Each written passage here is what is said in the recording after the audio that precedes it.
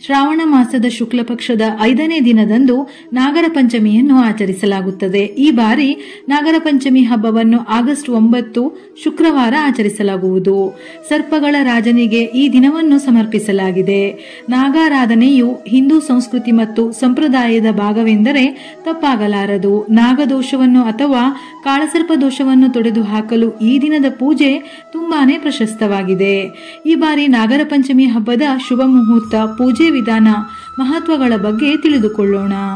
ಹಾವು ಕಡಿತದಿಂದ ಯಾವುದೇ ವ್ಯಕ್ತಿ ಸತ್ತರೂ ಅವನ ಆತ್ಮಕ್ಕೆ ಮೋಕ್ಷವೆನ್ನುವಂತಹದ್ದು ದೊರೆಯುವುದಿಲ್ಲ ಎಂದು ಭವಿಷ್ಯ ಪುರಾಣದಲ್ಲಿ ಉಲ್ಲೇಖಿಸಲಾಗಿದೆ. ಈ ಕಾರಣಕ್ಕಾಗಿ ನಾಗರ ಪಂಚಮಿ ದಿನದಂದು ನಾವು ನಾಗಗಳ ಆರಾಧನೆಯನ್ನು ಮಾಡಬೇಕು. ಇದರಿಂದ ಹಾವು ಕಡಿತದ ಭಯ ಇರುವುದಿಲ್ಲ, ಆತ್ಮಕ್ಕೂ ಮೋಕ್ಷ ಪ್ರಾಪ್ತಿಯಾಗುತ್ತದೆಯಂತೆ.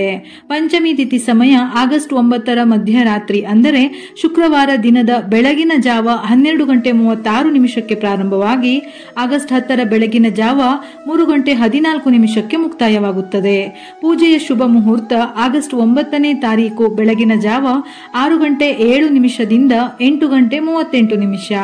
ನಾಗರ ಪಂಚಮಿಯ ದಿನದಂದು ನಾಗದೇವರನ್ನು ಪೂಜಿಸುವುದರಿಂದ ಕಾಳಸರ್ಪ ದೋಷಗಳಿಂದ ಮುಕ್ತಿ ದೊರೆಯುತ್ತದೆ.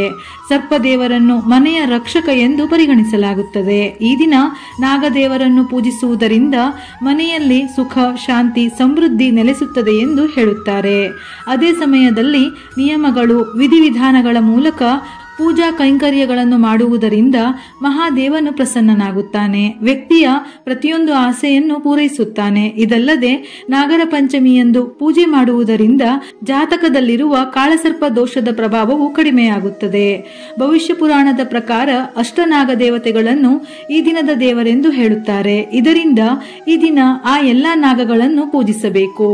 ಆ ನಾಗದೇವತೆಗಳ ಹೆಸರು ಅನಂತ, ವಾಸುಕಿ, ಐರಾವತ, ಮಹಾಪದ್ಮ, ತಕ್ಷಕ, ಕುಳಿಕ, ಕಾರ್ಕೋಟಕ ಮತ್ತು ಶಂಖಪಾಲ.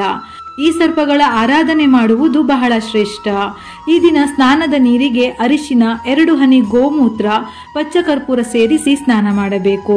ಮುಂಜಾನೆ ಎದ್ದು ಸ್ನಾನ ಇತ್ಯಾದಿ ಕಾರ್ಯಗಳ ನಂತರ ಪೂಜೆಯ ಸ್ಥಳವನ್ನು ಸ್ವಚ್ಛಗೊಳಿಸಿ. ಪೂಜೆ ಸ್ಥಳದಲ್ಲಿ ಮರದ ಪೀಠವನ್ನಿಟ್ಟು ಅದರ ಮೇಲೆ ಕೆಂಪು ಬಣ್ಣದ ಬಟ್ಟೆಯನ್ನು ಹರಡಿ. ನಂತರ ಈ ಪೀಠದ ಮೇಲೆ ಮಣ್ಣಿನ ಹಾವಿನ ವಿಗ್ರಹ, ಫೋಟೋವನ್ನು ಇಡಿ ಅಥವಾ ಹಾವಿನ ಚಿತ್ರವನ್ನು ಬಿಡಿಸಿ. ಬಳಿಕ ಇದರ ಮೇಲೆ ಗಂಗಾಜಲವನ್ನು ಸಿಂಪಡಿಸಿ ಅಭಿಷೇಕ ಮತ್ತು ನಮಸ್ಕಾರ ಮಾಡುವ ಮೂಲಕ ಪೂಜೆಗೆ ನಾಗರನ್ನು ಆಹ್ವಾನಿಸಿ. ನಂತರ ನಾಗದೇವರಿಗೆ ಅರಿಶಿನ, ಕುಂಕುಮ, ಅಕ್ಷತೆ, ಹೂವುಗಳನ್ನು ಅರ್ಪಿಸಿ ಪಂಚೋಪಚಾರ ಪೂಜೆಯ ಮೂಲಕ ಪೂಜಿಸಿ. ಹಸಿ ಹಾಲು, ತುಪ್ಪ, ಸಕ್ಕರೆ ಬೆರೆಸಿ ನಾಗಮೂರ್ತಿಗೆ ಅರ್ಪಿಸಿ. ಸುಬ್ರಹ್ಮಣ್ಯ ಸ್ವಾಮಿ ಅಥವಾ ನಾಗಮೂರ್ತಿಗೆ ಅರಿಶಿನದ ಲೇಪನವನ್ನು ಹಚ್ಚಿ. ಈ ದಿನ ತಪ್ಪದೆ ದೇವಸ್ಥಾನಕ್ಕೆ ಹೋಗಿ ನಾಗರಿಗೆ ಬೆಲ್ಲದ ದೀಪ ಅಥವಾ ಮಣ್ಣಿನ ಹಣತೆಯಿಂದ ತುಪ್ಪದ ದೀಪವನ್ನು ಬೆಳಗಿ. ಇಲ್ಲವಾದರೆ ಅಕ್ಕಿ ಹಿಟ್ಟಿನಿಂದ ದೀಪ ಬೆಳಗಿದರೂ ಬಹಳ ಶ್ರೇಷ್ಠ. ಈ ದಿನ ತಪ್ಪದೆ 3 ಅಥವಾ 5 ಜನ ಮುತ್ತೈದೆಯರಿಗೆ ಅರಿಶಿನ, ಕುಂಕುಮವನ್ನು ಕೊಟ್ಟು ಆಶೀರ್ವಾದವನ್ನು ಪಡೆಯಿರಿ. ಪೂಜೆಯ ನಂತರ ಕೊನೆಯಲ್ಲಿ ಆರತಿಯನ್ನು ಮಾಡಿ ಈ ದಿನ ಪಂಚಮಿ ಕಥೆಯನ್ನು ಕೇಳುವುದು ಶುಭ. ಅದೇ ರೀತಿ ಸಂಜೆಯೂ ಆರತಿ ಮಾಡಿ. ಈ ದಿನ ನಿಮ್ಮ ಕೈಲಾದಷ್ಟು ದಾನ ಧರ್ಮ ಕಾರ್ಯವನ್ನು ಮಾಡಬೇಕು. ನಾಗರ ಪಂಚಮಿ ದಿನದಂದು ನಾವು ಕೆಲವೊಂದು ತಪ್ಪುಗಳನ್ನು ಮಾಡಬಾರದು. ಒಂದು ವೇಳೆ ನಾವು ಈ ತಪ್ಪುಗಳನ್ನು ಮಾಡಿದರೆ 7 ಜನ್ಮಗಳವರೆಗೆ ದೋಷವನ್ನು ಅನುಭವಿಸಬೇಕಾಗುತ್ತದೆ. ಈ ದಿನ ದೇವರ ನೈವೇದ್ಯಕ್ಕೆ ನಾಗರ ಕಟ್ಟೆಗೆ ಬಳಸುವ ಹಾಲು ಶುದ್ಧವಾಗಿ ಹಸಿ ಹಾಲೇ ಆಗಿರಬೇಕು. ಅಪ್ಪಿತಪ್ಪಿಯೂ ಹಿಂದಿನ ದಿನದ ಹಾಳಾದ ಹಾಲನ್ನು ಉಪಯೋಗಿಸಲೇಬೇಡಿ. ಈ ದಿನ ಋತುಮತಿಯಾದ ಹೆಣ್ಣು ಮಕ್ಕಳು ನಾಗರ ಕಟ್ಟೆ, ದೇವರ ಮನೆ, ಒಟ್ಟಾರೆ ಪೂಜೆ ನಡೆಯುವ ಸ್ಥಳದ ಅಕ್ಕಪಕ್ಕದಲ್ಲಿಯೂ ಸುಳಿಯಬಾರದು.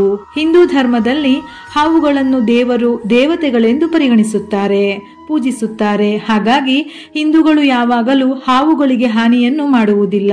ಅದರಲ್ಲೂ ವಿಶೇಷವಾಗಿ ನಾಗರ ಪಂಚಮಿ ದಿನದಂದು ಹಾವುಗಳಿಗೆ ನೋವನ್ನು ನೀಡಬಾರದು. ಹಾವುಗಳಿಗೆ ನೋವು ನೀಡುವುದರಿಂದ ಆ ಪಾಪವು 7 ಜನ್ಮಗಳವರೆಗೆ ನಮ್ಮನ್ನು ಕಾಡದೆ ಬಿಡುವುದಿಲ್ಲ. ಈ ದಿನ ಭೂಮಿಯನ್ನು ಅಗೆಯಬಾರದು ಅಥವಾ ಭೂಮಿಗೆ ನೋವು ನೀಡುವಂತಹ ಯಾವುದೇ ರೀತಿಯ ಕೆಲಸವನ್ನು ಮಾಡಬಾರದು. ನಮಗೆ ತಿಳಿದೋ ತಿಳಿಯದೆಯೋ ಹಾವುಗಳಿಗೆ ಹಾನಿಯುಂಟಾಗಬಹುದು. ಹಾವುಗಳಿಗೆ ಹಾನಿ ಮಾಡಿದರೆ ಅದು ನಮ್ಮ ಕುಟುಂಬಕ್ಕೆ ಕಂಟಕವಾಗುತ್ತದೆ. ಇದರಿಂದ ಕುಟುಂಬವು ನಾಶವಾಗಬಹುದು.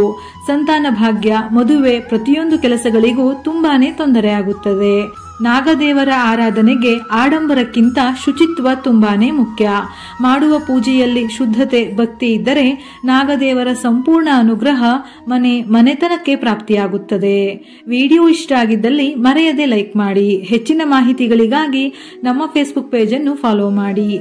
ಇದೇ ರೀತಿಯ ಮನಮುಟ್ಟುವ ಉಪಯುಕ್ತ ಮಾಹಿತಿಗಳಿಗಾಗಿ ಮತ್ತೆ ಭೇಟಿಯಾಗೋಣ.